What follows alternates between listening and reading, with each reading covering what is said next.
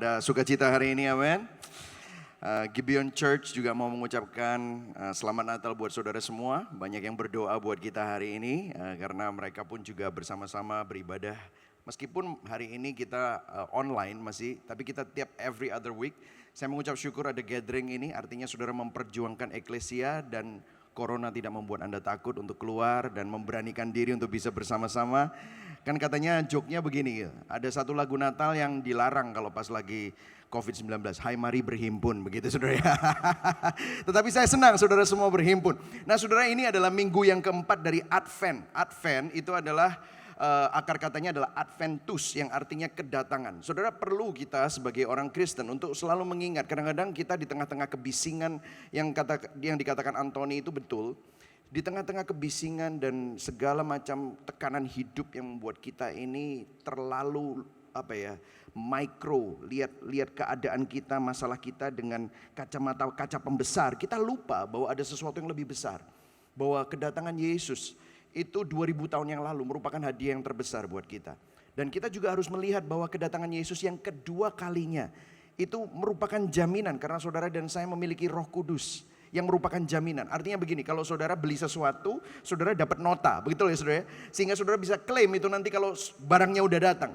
Kita sudah punya nota di atas segala nota, namanya Roh Kudus yang tinggal di dalam kita. Saudara adalah orang-orang yang lahir baru. Dan ini merupakan suatu pengharapan. Pengharapan gak usah ditunggu-tunggu, pengharapan sudah datang. Dan namanya Yesus Kristus. Dan ini membuat kekuatan buat kita semua. Jadi makanya hari ini kita sama-sama berpikir, ini udah minggu ke-51. Minggu depan adalah minggu ke-52. Semua orang bilang 2020 adalah tahun yang kurang baik. Tetapi saya tahu di dalam Tuhan selalu ada yang baik, selalu ada yang luar biasa, ada pemberian yang terbesar dan kita perlu untuk merefleksikan itu. Menyongsong tahun 2021, kita tahu bahwa bersama dengan Tuhan bukan apa yang kita hadapi, tetapi siapa yang bersama dengan kita. Yang setuju katakan amin. Amin. Katakan kepada kanan kirimu, siapa yang bersama dengan kita bro, itu yang penting. Amin. Yes. Nah saudara, kita akan masuk dalam firman Tuhan. Hari ini judul dari khotbah saya adalah mengapa Tuhan harus menjadi manusia. Sebelumnya saya juga mau memperkenalkan keluarga saya. Can you stand up everyone? Chris Dion, ini ada istri, ada anak saya 3 ya. Thank you for welcoming us. Yes. Kita selama 1 minggu, kita dari hari Senin udah di Bali. Kita udah goes, saya bawa sepeda saudara sama istri saya ke Kintamani, ke Bongkasa, kita lewat 3 pantai, total tadi kita hitung-hitung 270 kilo saudara ya. Cinta Bali nih kayaknya saudara ya. Tetapi hari ini saya lebih bersuka cita lagi bisa bersama-sama dengan saudara. Nah judul khotbah saya adalah mengapa Tuhan menjadi manusia. Kita akan baca sama-sama ayat kita akan hanya bahas satu ayat ini saja. Satu ayat ini saja. Dan lucu, mungkin saudara bertanya kenapa kok pakai pilih ayat Galatia padahal ini lagi waktunya Natal. Tetapi dari ayat ini yang sering kali dilewatin orang, pada waktu kita membaca ayat ini ternyata mengandung makna yang luar biasa. Dan dari satu ayat ini saudara akan melihat ada 3 kebenaran yang sangat-sangat membuat kita mempunyai pengharapan yang kuat dalam menghadapi masa-masa susah di akhir tahun ini ya. Kita akan baca sama-sama. 1, 2, 3. Tetapi setelah genap waktunya, maka Allah mengutus anaknya yang lahir dari seorang perempuan dan takluk kepada hukum Taurat. Nah, ini khotbahnya adalah mengapa Tuhan harus menjadi manusia. Nah, Natal identik dengan seasons of hope. Katakan sama-sama hope. Hope.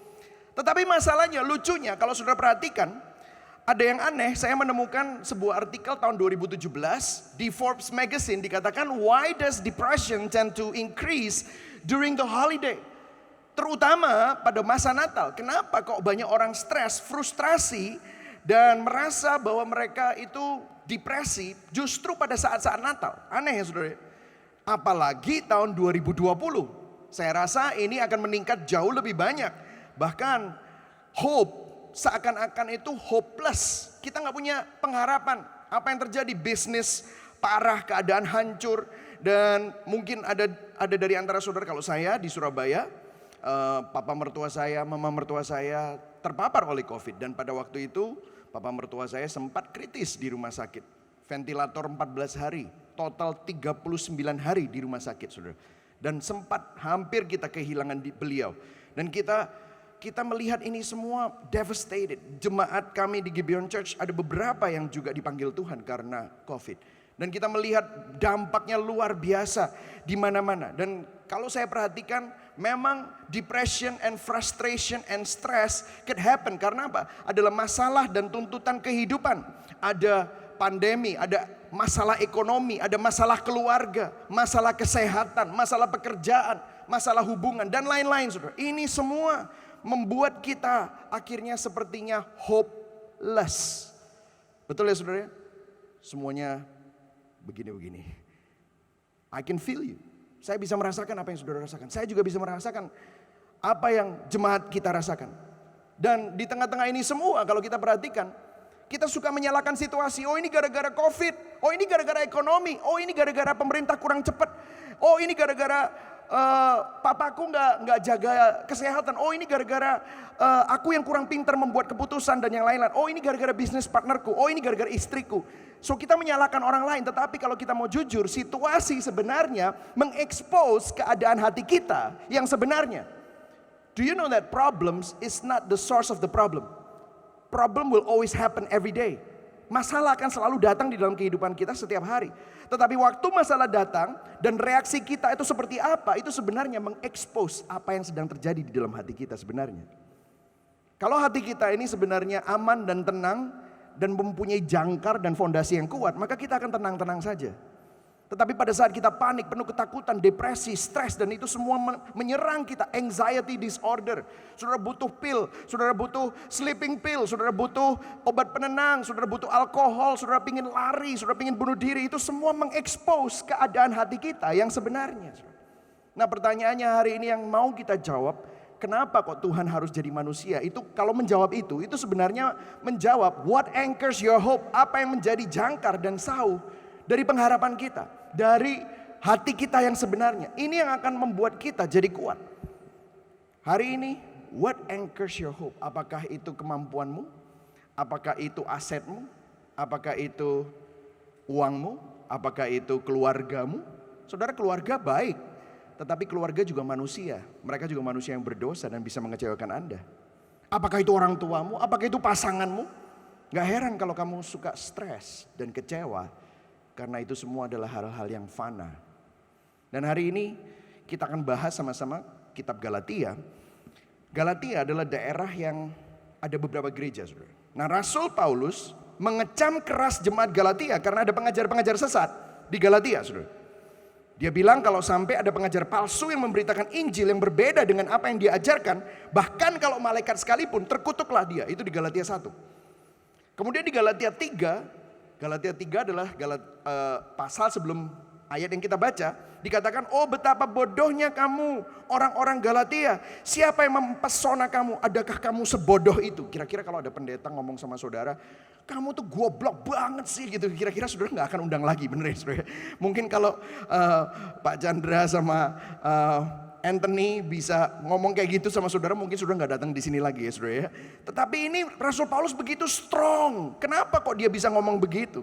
Nah, kemudian dia jelaskan di Galatia 4, dia memberitakan mengenai mujizat kelahiran Yesus Kristus di pasal keempat. Nah, mari kita perhatikan sama-sama ayat yang baru kita baca. Tetapi setelah genap waktunya, maka Allah mengutus anaknya. Nah saudara, kata-kata ini ada sesuatu yang menarik kalau kita perhatikan. Setelah genap, oh ini gak ada pointernya ya. Bisa ya kelihatan. Setelah genap waktunya, yang saya kasih huruf besar ini. Biasanya kalau kita baca Alkitab, kita hanya lihat ini sekilas saja. Tetapi apa yang genap? Apa yang genap? Apa yang dimaksudkan? Kok tiba-tiba tetapi setelah genap waktunya? Kalau saudara baca seterusnya, sebenarnya gak begitu nyambung. Kok tiba-tiba dia ngomong setelah genap waktunya? Apa yang digenapkan? Apa yang terjadi kok harus digenapkan? Kadang kita membaca gak begitu mengawasinya. Apa maksudnya setelah genap waktunya? Apa yang terjadi sebelumnya? Nah di sini saudara, saya akan menjelaskan sedikit. Kenapa ayat ini menjadi suatu pengharapan buat kita di penghujung tahun ini. Nah saudara, kalau saudara baca Alkitab itu ada narasinya. Saya kasih sedikit doktrin, boleh ya saudara ya, di penghujung Natal ini ya. Alkitab itu dibagi 4 bab. The big picture, an overview of the biblical narrative. Kalau saudara lihat kitab Kejadian sampai kitab Wahyu, itu dibagi 4 bab. Bab yang pertama berjudul creation. Katakan sama-sama, creation. Apa itu? Dalam bahasa Indonesia, penciptaan. Kapan itu? Kejadian 1 dan Kejadian 2. Allah menciptakan langit dan bumi. Hari pertama, di akhir penghujung hari Allah berkata apa? Sungguh baik. Ya kan? Semua yang diciptakan baik. Hari kedua, hari ketiga, setiap hari dia bilang sungguh baik.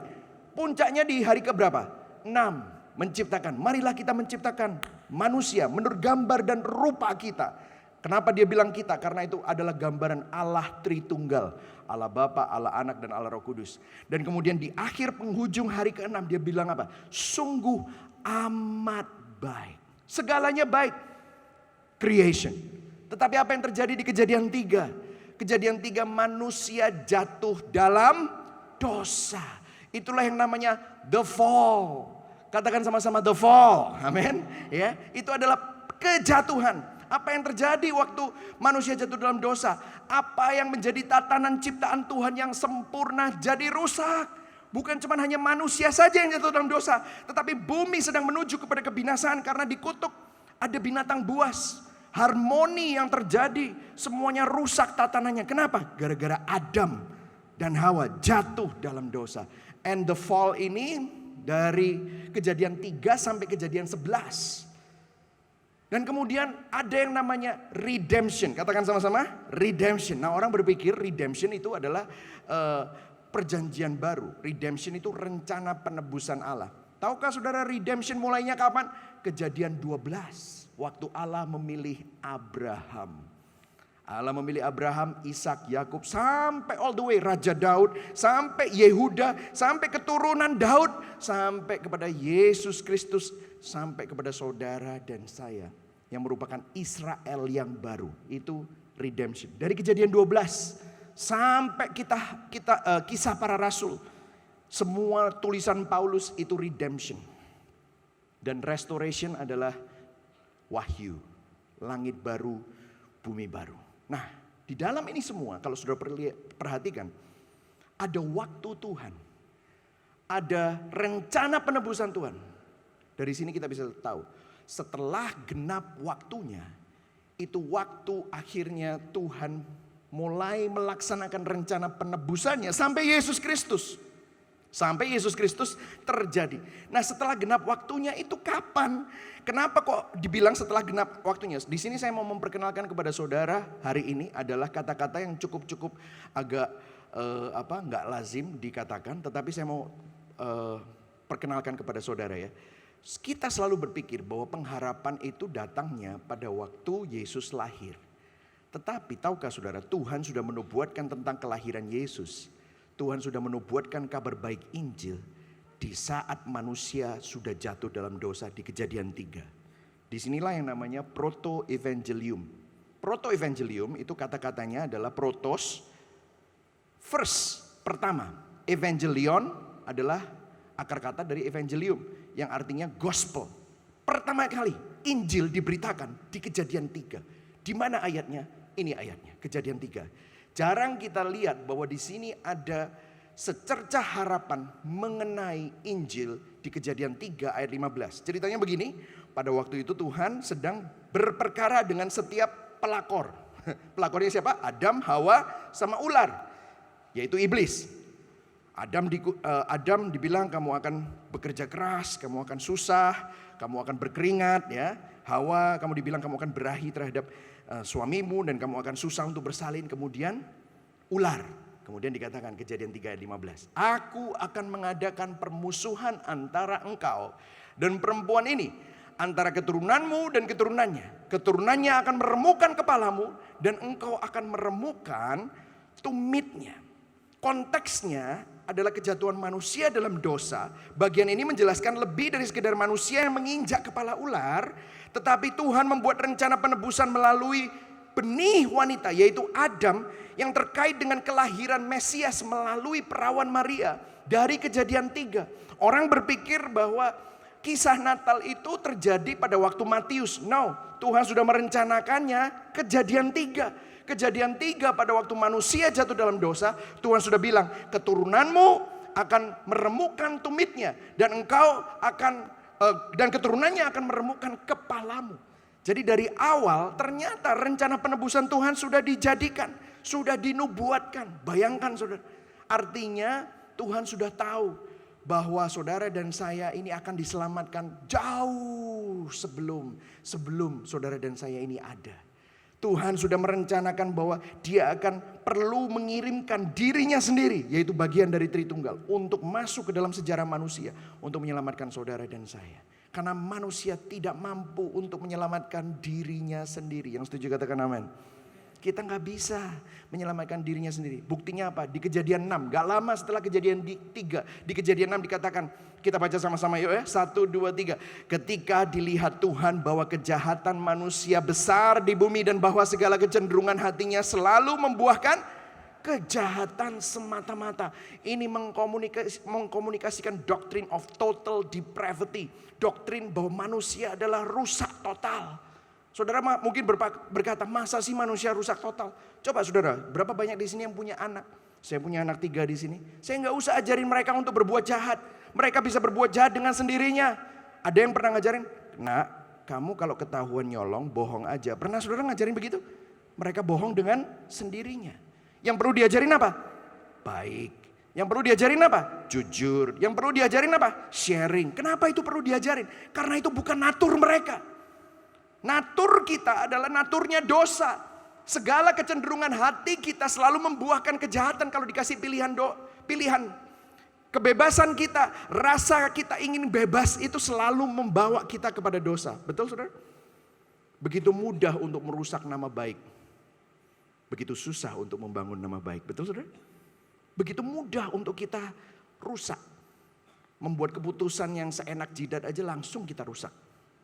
Begitu susah untuk kita hidup dalam integritas. Kenapa? Karena bukan naturnya. Inilah keadaan manusia. Di Roma 3 ayat 10 dikatakan tidak ada orang benar, seorang pun tidak. Tidak ada seorang pun yang berakal budi, tidak ada seorang pun yang mencari Allah. Semua orang telah menyeleweng. Semua orang. Mereka semua tidak berguna di hadapan Tuhan. Tidak ada yang berbuat baik, seorang pun tidak. Daud berkata, di dalam kandungan ibuku, aku sudah dikandung di dalam dosa. Kita ini semua orang yang berdosa. Dalam konteks hidup kita tanpa Tuhan, kebebasan kita selalu memimpin kita kepada kebinasaan. Itulah masalah dosa. Dan ini keadaan manusia, kita gak bisa lari dari semua ini. Bahkan di perjanjian lama di kitab para nabi beberapa ribu tahun kemudian setelah kitab Kejadian muncullah seorang nabi yang mengingatkan akan janji Tuhan, akan proto-evangelium. Katakan sama-sama yuk biar punya jadi Kristen gak abal-abal gitu ya saudara ya. Proto-evangelium, ayo sama-sama 1, 2, 3 proto-evangelium ya saudara. Tahu apa yang dikatakan oleh Nabi Yesaya untuk mengingatkan itu semua? Yesaya 9 ayat 2 dikatakan bangsa yang hidup dalam kegelapan melihat sinar cemerlang, yang diam dalam bayangan kematian disinari cahaya terang. Dikatakan begini, satu hari nanti, nevertheless that time of darkness, keadaan manusia yang rusak, keadaan manusia yang rusak total, itu gak akan selamanya kayak begitu. Satu hari nanti akan ada sinar yang berterang, yang terbit dan secercah terang itu akan muncul.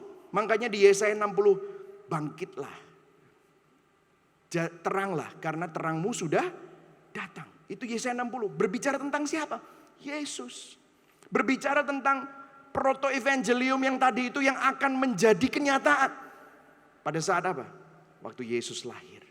Dan ini dikatakan bahwa Tuhan tidak pernah lupa akan janjinya. Hari ini kalau kita ada di sini kita mengingat. Itulah makna Advent, Adventus kedatangan. Mengingatkan kita akan pengharapan kita di tengah kegelapan. Bahwa Tuhan tidak pernah ingkar janji. Yang setuju katakan amin. Katakan pada diri saudara sendiri, Tuhan gak pernah ingkar janji. Tuhan gak pernah ingkar janji. Amin saudara. Kalau Tuhan sudah menubuatkan sejak awal kelahiran Yesus itu sudah dinubuatkan sejak awal manusia jatuh di dalam kegelapan. Manusia jatuh di dalam dosa. Tuhan sudah mengatakan ini. Ini mengingatkan kita bahwa kita mempunyai pengharapan di atas segala pengharapan. Kalau saudara perhatikan selanjutnya, tetapi setelah genap waktunya, maka Allah mengutus anaknya. Artinya apa? Kita baca sama-sama yuk. 1, 2, 3. Tuhan tidak pernah melupakan janjinya, rencana penebusannya atas, katakan pada kanan kirimu, kamu umat kesayangannya, kamu umat kesayangannya. Yang setuju berikan tepuk tangan buat Tuhan. Amin saudara. Amin saudara. Bahwa Tuhan gak pernah lupa janji. Rencana penebusannya atas umat kesayangannya gak pernah dilupakan saudara. Dia sudah melihat Rock Riverside. Bahkan dari awal kitab Kejadian dia sudah melihat saudara dan saya. Itulah sebabnya dia sudah menubuatkan dari awal. Seringkali kita lupa, kita seringkali suka komplain sama Tuhan, kita seringkali lose perspektif, kita kehilangan pandangan. Kenapa? Karena masalah-masalah yang ada di depan kita. Kita lupa bahwa Tuhan bersama dengan kita. 2 Petrus 3 ayat 9. Petrus mengingatkan bahwa Tuhan tidak pernah lalai untuk menepati janjinya. Tuhan tidak lalai menepati janjinya. Sekalipun ada orang yang menganggapnya sebagai kelalaian. Tetapi ia sabar. Katakan sama-sama, Tuhan sabar. Amin. Sabar terhadap siapa? Terhadap kamu. Terhadap kamu. Lihat ini, bukan kepada orang lain. Terhadap kita. Karena ia apa saudara? Baca sama-sama, 1, 2, 3. Ia menghendaki supaya jangan ada yang binasa. Melainkan supaya semua orang berbalik dan bertobat. Tuhan itu sabar. Ia menghendaki artinya itu inisiatifnya. Bukan kehebatan saudara yang memampukan saudara diselamatkan. Dia yang menghendaki. Kalau dia tidak menghendaki kita gak ada yang selamat. Tapi puji Tuhan dia menghendaki supaya kita diselamatkan. Amin saudara. Tuhan sabar. Hari ini kalau saudara datang pertama kali di tempat ini gara-gara diajakin teman. Gara-gara ini ada perayaan Natal. Dan saudara tergugah mendengar ini. Kalau saudara datang ke sini mendengar firman Tuhan, sebenarnya Tuhan sedang berperkara dengan Anda. Tuhan ingin supaya saudara bertobat. Tuhan sabar sama saudara. Berkali-kali Tuhan selamatkan saudara di dalam dosa-dosamu. Saudara di dalam dosamu itu tidak sampai membinasakanmu. Kamu tahu beberapa kali, ini saya lagi bicara nih, mungkin ada beberapa orang yang mendengar ini. Dan kamu tuh mau bertobat tetapi masih takut untuk melangkah, bertobat enggak ya, enggak mau, enggak mau. Tapi hari ini saudara datang di sini. Tuhan sabar sama kamu. Karena dia ingin menyelamatkan kamu. Tuhan kasih kamu kesempatan. Dikatakan ia menghendaki supaya jangan ada yang binasa. Maksudnya di sini bukan semua orang enggak akan ada yang binasa. Tetapi maksudnya di sini, yang harus bertobat pasti akan bertobat. Yang harus diselamatkan pasti akan diselamatkan. Terus melainkan supaya semua orang berbalik dan bertobat. Orang yang harusnya berbalik dan bertobat pasti akan berbalik dan bertobat. Jadi kalau saudara saat ini sedang berdoa untuk keluargamu, ayahmu, ibumu, kakakmu, adikmu, bisnis partnermu atau pasanganmu. Kamu masih berdoa, Tuhan kapan mereka bertobat? Jangan khawatir, mereka pasti akan bertobat. Kalau satu hari Tuhan menghendaki mereka untuk bertobat dan diselamatkan, pasti mereka akan bertobat. Yang setuju katakan amin. Jadi jangan pernah saudara patah semangat. Saudara terus doakan mereka. Saudara saya percaya bahwa Tuhan itu kesabarannya itu selalu menunggu waktu yang tepat. Saudara kalau saudara perhatikan, jangka waktu dari Kejadian 3 sampai kelahiran Yesus Kristus. Saudara tahu jangka kelahirannya? 4.000 tahun. Dari proto-evangelium sampai kelahiran Yesus itu 4.000 tahun. Dari kelahiran Yesus sampai terakhir saudara melihat ada miracle, ada mujizat. 800 tahun sejak mujizat terjadi. Saudara tahu di tengah-tengah bangsa Israel gak ada mujizat selama 800 tahun. Terakhir mujizatnya adalah Sadrach, Mesach dan Abednego. Bukan, Nabi Elisa. Nabi Elisa itu 800 tahun yang lalu sebelum Yesus lahir. 500 tahun sejak penampakan malaikat. Kapan itu penampakan malaikat? Waktu Sadrach, Mesach dan Abednego dibuang ke lautan api. Ada orang keempat yang kelihatannya seperti anak dewa. Itu 500 tahun. 400 tahun sejak Tuhan berbicara. Kalau saudara buka Alkitab, itu kitab yang terakhir di perjanjian lama itu namanya apa? Maleaki. Ya saudara ya. Terus ada kertas kosong. Terus ada kertas berikutnya tulisannya apa? Perjanjian baru. Kemudian dibuka lagi adalah Matius 1. Betul ya saudara ya? Saudara tahu kertas kosong itu panjangnya 400 tahun. Artinya begini. Coba bayangkan kalau saudara jadi bangsa Israel. 400 tahun gak ada sabda Tuhan.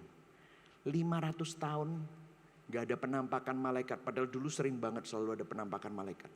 800 tahun gak pernah ada yang namanya Tuhan mengadakan mujizat. Gak ada. Terakhir Nabi Elisa. Silent. There's nothing going on. Seakan-akan mana Tuhan janjimu? Katanya Nabi Yesaya bilang bahwa keadaan kita yang gelap, yang hopeless, ini akan berakhir, akan ada terang, akan ada secercah terang. Mana buktinya? Ini lama loh saudara. 800 tahun itu berapa generasi saudara? Saudara bisa bayangkan keadaan bangsa Israel. Dan pada saat itu mungkin sudah keadaannya hopeless. Mungkin saudara hari ini juga hopeless. Saudara menantikan pertolongan Tuhan. Saudara menantikan jawaban doamu. Saudara menantikan terobosan. Saudara menantikan mujizat. Keadaanmu seakan-akan kok makin parah. Aku semakin sungguh-sungguh sama Tuhan. Kok seakan-akan keadaanku makin parah. Saudara pernah merasa seperti itu? Saya sebagai gembala seringkali dikonselingin orang saudara. Mana Pak buktinya? Katanya Tuhan menolong, sampai sekarang saya belum pernah ditolong. Malah keadaan saya sama Pak makin parah. Mungkin Bapak bisa identify. Banyak orang ngomong begitu sama Bapak. Banyak orang bilang seperti itu. Tapi saya mau kasih tahu kepada saudara hari ini.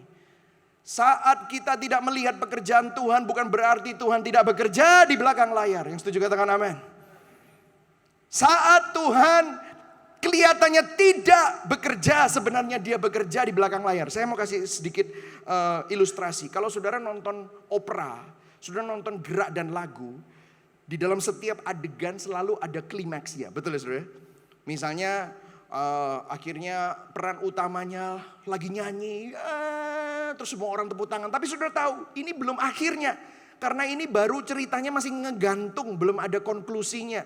Dan apa yang terjadi? Saudara tahu ini sudah klimaksnya, mereka harus ganti scenery, ganti adegan. Dan apa yang terjadi setelah mereka mencapai klimaks dari sebuah adegan? Biasanya langsung kelihatan layar ini, betul nggak saudara? Layar ini turun, seret, betul ya? Ini artinya gerak dan lagu sedang mau ganti props, ganti background, pemeran utamanya ganti kostum. Di depan penonton, di depan semua orang, waktu layar ini turun, kelihatannya nggak ada apa-apa. Betul saudara? Kelihatannya tidak terjadi apa-apa, kelihatannya semuanya tenang. Malah yang ada, saudara makan-makan santai. Loh ini ngapain ya? Ganti adegan. Tapi bukan berarti di belakang layar, orang nggak sibuk. Saudara lihat ini, propnya diganti. Wah ini agak buram ya saudara ya. Dan semuanya lagi pakai make up, ganti kostum. Di belakang backgroundnya diganti, semua orang sibuk semuanya. Tetapi di depan kelihatannya tidak terjadi apa-apa. Bukan berarti saat kita tidak melihat pekerjaan Tuhan, Tuhan tidak bekerja di belakang layar. Sudah mengerti apa yang saya katakan? Waktu engkau tidak mendengar, seakan-akan doamu dijawab oleh Tuhan, waktu seakan-akan terobosan itu tidak terjadi dalam hidupanmu, bukan berarti Tuhan tidak bekerja di belakang layar. Yang setuju katakan amin. Sudah perlu sadar bahwa Tuhan tuh selalu berdaulat dalam setiap musim kehidupan kita. Itulah sebabnya Daud berkata, sekalipun aku melewati lembah kekelaman, aku tidak takut bahaya sebab Engkau beserta denganku. Tuhan tahu waktu yang terbaik. Sudah genap waktunya Tuhan berkarya. Yang sudah genap itu apa sih saudara? Saya kasih tahu saudara. Just because God is silent, it doesn't mean that He is absent. Yang setuju katakan amin. Nah saudara, bagaimana Tuhan bekerja di balik layar? Saya kasih sedikit pelajaran sejarah saudara. Sebelum kelahiran Yesus, ada dua kerajaan yang besar, yang prepare the way for the gospel. Yang membuka jalan untuk Injil dapat diberitakan. Yang pertama, adalah zaman Alexander the Great. Alexander yang besar. Saudara tahu? Saudara tahu Alexander the Great? Kalau saudara tahu Alexander the Great, lambaikan tangan. Ada? Oke. Alexander the Great itu terjadi sebelum zaman Romawi. Nah, apa yang terjadi di Alexander the Great? Itu bahasa namanya Koine Greek.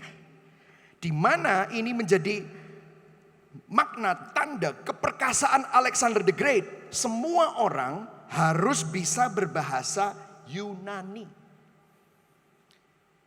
Padahal waktu itu semua orang bahasanya lain-lain. Tetapi gara-gara Alexander the Great menjajah separuh dari Eropa, apa yang terjadi? Semua orang bisa bahasa Yunani. Sehingga apa yang terjadi? Dari bahasa yang macam-macam, mereka sekarang bisa berbicara satu dengan yang lain dengan satu bahasa. Namanya apa? Koine Greek. Bahasa Yunani. Dengarkan saya. Itulah sebabnya perjanjian baru ditulis dalam bahasa Yunani. Alexander the Great kalah oleh the Emperor of Romans. Kerajaan Romawi dan kekaisaran Romawi datang. Saudara tahu apa yang terjadi? Romawi mengalahkan Afrika, sebagian dari Asia, dan hampir seluruh Eropa dia kalahkan. Sehingga apa yang terjadi?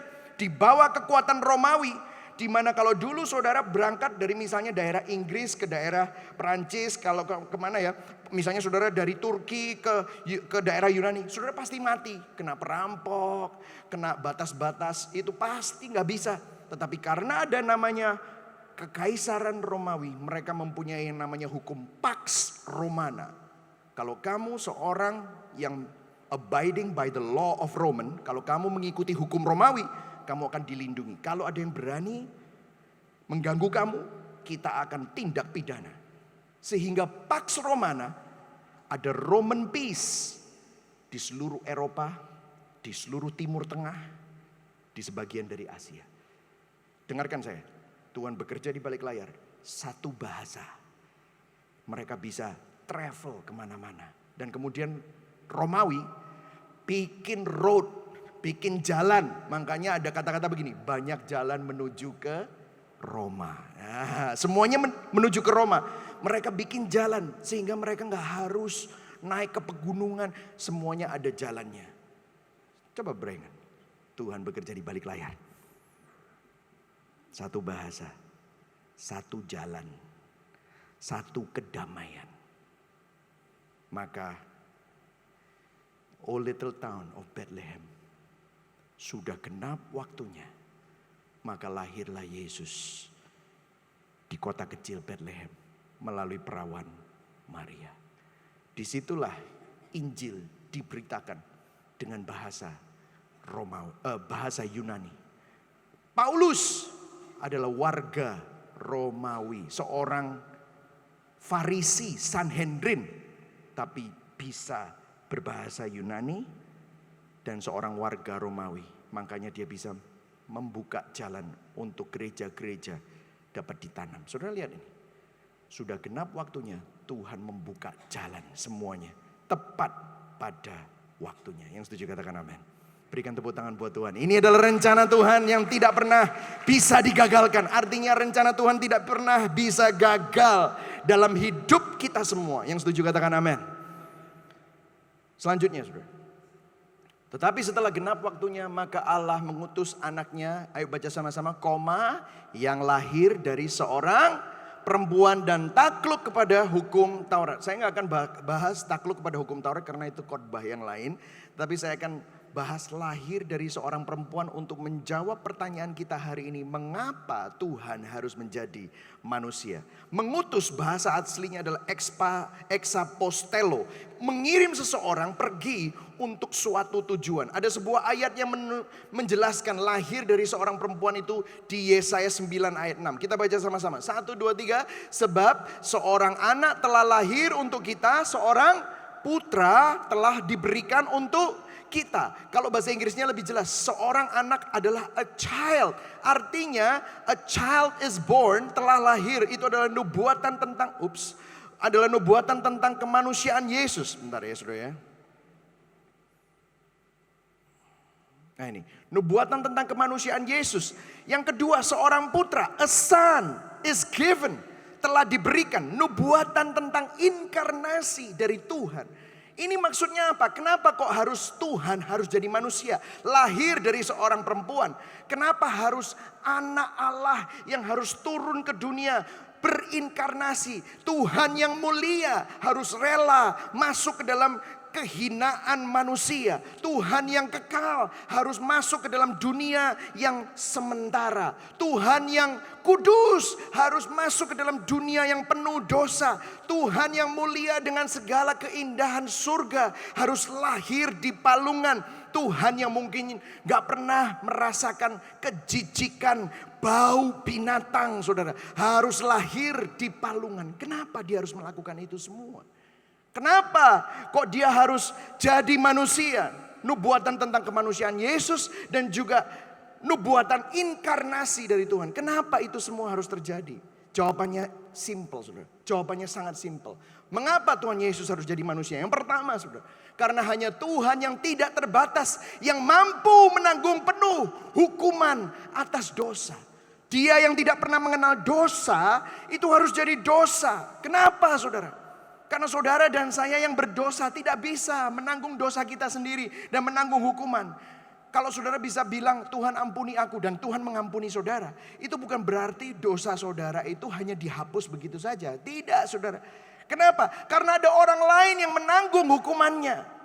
Kalau saudara pergi ke mall, saudara naik lift, apakah saudara dimintain masukin uang 10.000 untuk masuk ke dalam lift? Seret, terus baru liftnya buka, seret, terus sudah masuk.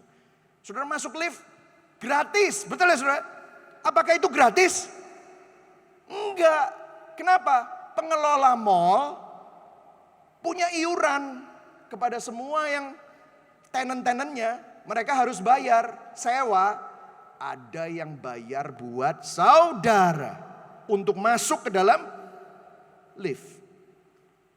Saudara pakai air di toilet mall? Gratis ya, enak ya. Iya buat saudara. Tapi ada yang bayar. Halo. Kalau saudara minta ampun sama Tuhan, Tuhan ampuni. Yes. Tapi siapa yang bayar?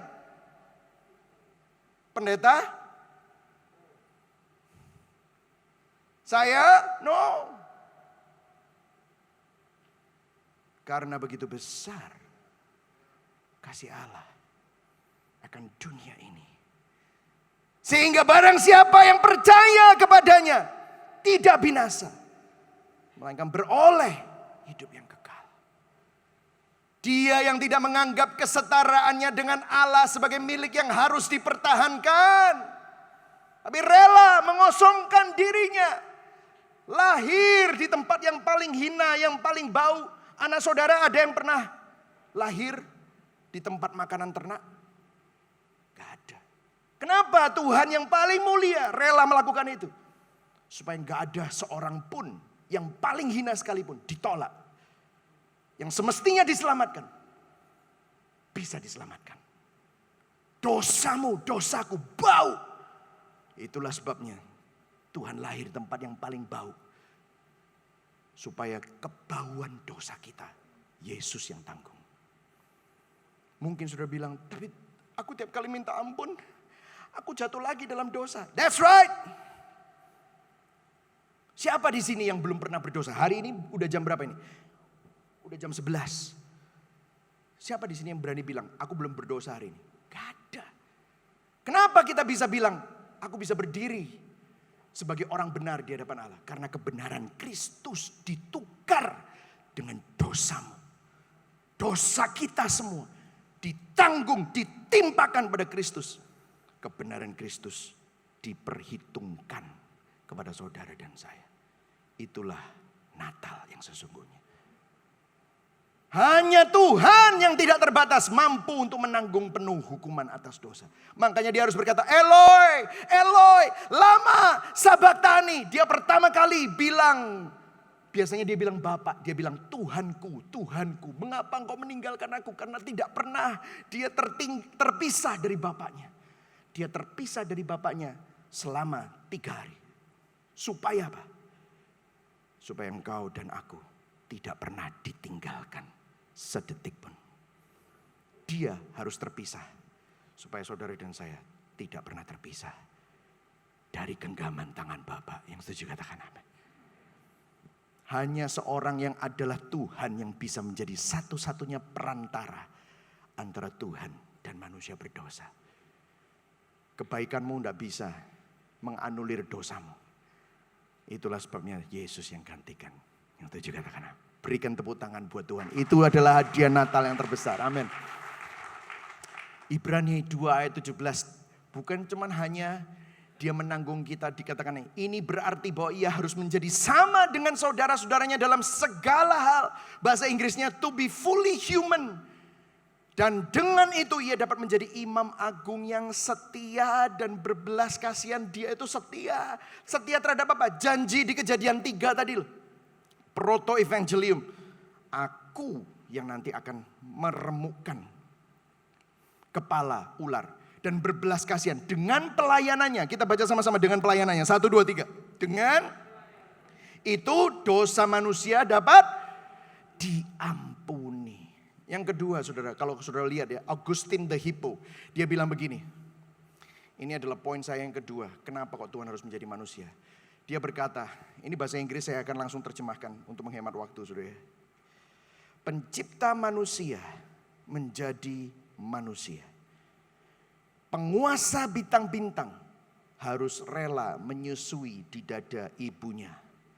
Sang roti hidup harus rela jadi lapar. Sang mata air harus rela jadi haus. Sang terang harus rela tertidur. Sang jalan harus merasakan lelah dalam perjalanannya. Sang kebenaran dituduh, difitnah sebagai saksi palsu. Sang guru dipukuli dengan cambuk. Sang fondasi yang terkokoh di jagat raya rela digantung di atas kayu. Sang kekuatan rela jadi lemah. Sang penyembuh rela untuk dilukai.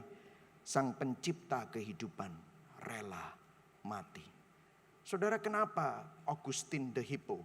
Dia adalah bapak rohaninya Martin Luther. Bapak reformasi gereja Kristen. Kenapa kok dia tulis ini? Karena seringkali kita bilang begini. Pak, gak ada yang bisa mengerti apa yang saya lalui. You don't understand what I go through. Kamu gak kawin sama suamiku. Suamiku suka menyiksa dan mengebius aku. Mungkin saudara bisa bilang begini. Pak, bapak gak jadi anaknya bapak saya. Bapak saya melecehkan saya. Oh, kamu gak tahu apa yang saya rasakan. Hidupku hancur. Kalau saya dikasih konseling sama orang yang seperti itu, saya cuma bisa bilang, benar. Saya gak bisa merasakan apa yang kamu rasakan. Tetapi saya tahu siapa yang bisa merasakan apa yang kamu rasakan. Namanya Yesus. Loh, tapi bapak gak tahu saya dikhianati oleh my brother with my parents. My parents tuh mengkhianati saya. Don't you know? Yesus juga dikhianati oleh orang yang paling dekat sama dia. Namanya siapa? Petrus.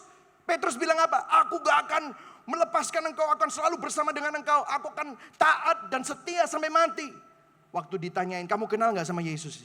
Gak kenal. Sampai 3 kali dia menyangkal. Sampai akhirnya mata Yesus berpapasan dengan mata Petrus. Dan ayam berkokok 3 kali. Petrus hancur hatinya. Kenapa? Karena dia tahu dia mengkhianati Yesus. Yesus pernah dikhianati. Yesus dikhianati sama Yudas. Dijual dengan harga budak, saudara. Yesus dikhianati sama semua murid-muridnya. Waktu dia di atas kayu salib gak ada satupun muridnya yang nongol. Cuman hanya Yohanes karena dia bawa mamanya. Semuanya gak ada yang nongol, saudara. Yesus waktu di Taman Getsemani dia bilang, berjaga-jaga sama aku ya. Sebentar lagi aku akan melalui Via Dolorosa. Aku mau berdoa, berjaga-jaga. Semuanya tidur. Ditinggalkan sendirian. Kalau saudara merasa gak ada yang peduli sama aku. Gak ada yang peduli, semuanya meninggalkan aku. Yesus pernah ditinggalkan. Dia bahkan ditinggalkan oleh Bapaknya waktu dia menanggung semua dosa-dosanya. Mungkin saudara bilang, aku diusir dari rumah, aku homeless, aku gak punya rumah. Yesus pernah bilang, anak manusia tidak punya tempat untuk menaruhkan kepalanya. Jesus experienced everything that you experience. Dia pernah merasakan stres yang begitu luar biasa sampai berpeluh darah. Why? Dia tidak perlu harus lakukan itu. Dia adalah Tuhan yang kekal, tapi rela masuk ke dalam sejarah manusia. Merasakan apa yang kamu rasakan. Sehingga apa? Memungkinkan Tuhan untuk memahami dan mengerti segala sesuatu yang kita hadapi. Amin, saudara. Apa yang saudara hadapi hari ini? Are you experiencing hardship? Kamu sampai sepertinya mau mati. Yesus ngomong persis seperti itu. Aku rasa sakit yang sepertinya mau mati. Karena apa? Dia harus menanggung dosa. Dia pernah rasakan apa yang saudara rasakan. Dan dia menang atas semua itu. Sehingga pada saat kamu sendiri, kamu bisa berkata, Immanuel, God is with me. Yang setuju katakan amin. Hari ini kabar baik yang terbesar bukan waktu doamu dijawab. Kabar baik yang terbesar bukan waktu kamu kesulitan keuangan itu dapat terobosan. Kabar baik yang terbesar bukan waktu kamu kesesakan dan kamu mendapat kelegaan. Kabar baik yang terbesar, mujizat yang terbesar adalah Yesus, pribadi kedua Allah Tritunggal, bersama dengan hidupmu dan hidupku. Tidak pernah sedetik pun engkau ditinggalkan. Tidak pernah. Saudara tahu, untuk membuat orang buta melihat, Yesus gak perlu mati. Untuk membuat orang lumpuh berjalan, Yesus gak perlu mati. Untuk memberi makan 5.000 orang dengan istri dan anak-anaknya, Yesus gak perlu mati. Untuk membuat kamu berdamai dengan Tuhan karena dosamu, Dia perlu mati. Itulah mujizat yang terbesar. Amin, saudara. Berikan tepuk tangan buat dia. Ayo kita baca sama-sama ayat yang terakhir. Boleh bangkit berdiri, saudara? Bangkit berdiri. Saya sudah selesai. Kita baca sama-sama. 1, 2, 3. Ia yang tidak menyayangkan anaknya sendiri, tetapi yang menyerahkannya bagi kita semua. Bagaimanakah mungkin ia tidak mengaruniakan apa, saudara? Segala sesuatu kepada kita bersama-sama. Yang berikan tepuk tangan buat Tuhan Yesus. Amin, saudara. Amin, saudara. Inilah kado Natal kita yang terbesar. Bahwa Yesus bersama dengan saudara. Reflection. Kita perlu reflect ini. The hope has come. Pengharapan itu sudah datang. Bukan akan datang. Sudah datang. Katakan kepada kanan kirimu. Sudah datang, bro. Sudah datang. Gak usah ditunggu-tunggu. Dia sudah bersama dengan kita semua. Yang setuju berikan tepuk tangan sekali lagi buat Tuhan. Amin, saudara. Reflection. Kita berdoa untuk ini. Jika Yesus dapat menyelamatkan kita dari masalah terbesar kita. Dengarkan saya. Masalah terbesarmu bukan masalah keuangan yang gak ada jalan keluarnya saat ini. Kalau saudara berpikir masalah terbesarmu adalah masalah ekonomi, jalan keluarmu itu belum ketemu aja. Tetapi tahukah masalah terbesar kita itu bukan keuangan, kesehatan, sandang, pangan, papan. No. Saudara tahu jalan buntu yang tidak ada solusinya sama sekali? Dosa. Itulah masalah kita yang terbesar. Sudah ada jalannya. Dan waktu Natal kita merayakannya. Kalau dia sudah melepaskan kita dan menyelamatkan kita. Dan dapat menebus kita. Dia dapat menebus area lain dalam hidup Anda dan menolong Anda. Yang setuju katakan amin. Itu semua masalah-masalah kita masalah receh, saudara. Maaf ya, masalah receh. Rumah saya pernah disita 2, habis. Saya pikir itu adalah masalah saya terbesar. Saya lupa bahwa masalah saya terbesar adalah dosa. Waktu saya ingat itu, saya kembali treasure that. Tiba-tiba itu semua jadi masalah jadi kecil. Masalah-masalah apa lagi yang saudara hadapi? Dia dapat menolong engkau. Karena dia sudah menolong engkau dalam masalah yang terbesar, yaitu masalah dosa. Apa yang memberi Anda harapan selain Kristus? Mungkin engkau taruh harapanmu pada bisnismu. Kamu taruh harapanmu pada tokomu. Kamu taruh harapanmu kepada hal-hal yang fana. Hari ini bertobat. Karena engkau mempunyai apa yang jauh lebih berharga dari apa yang dunia tawarkan. Kalau saudara sudah aman-aman saja, ketika orang melihat Anda, apakah mereka melihat pengharapan? Atau engkau cuma hidup buat dirimu sendiri? Hari ini, the hope has come. Biarlah kita menjadi penyalur-penyalur pengharapan.